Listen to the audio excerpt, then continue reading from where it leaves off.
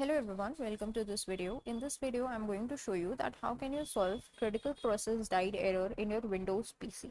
So critical process died error can occur because of BSOD issues.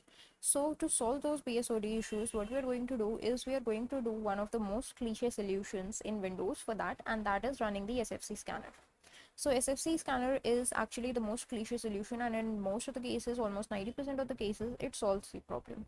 So let us just discuss that solution first, and then I'm going to tell you that what happens if you're in the 10% of the category where the SFC scanner does not work. So for this, what you need to do is go to the search bar, type in CMD to open up command prompt, but remember to run it as an administrator only, then it would work, otherwise it won't work. When asked for permission, just say yes, and here in the command prompt you need to type in this command, that is sfc/scan now, without any spaces and all in smalls.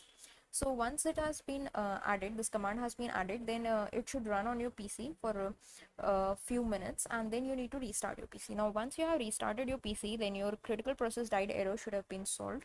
In case it is not solved, then you need to go to your antivirus and run an antivirus scan.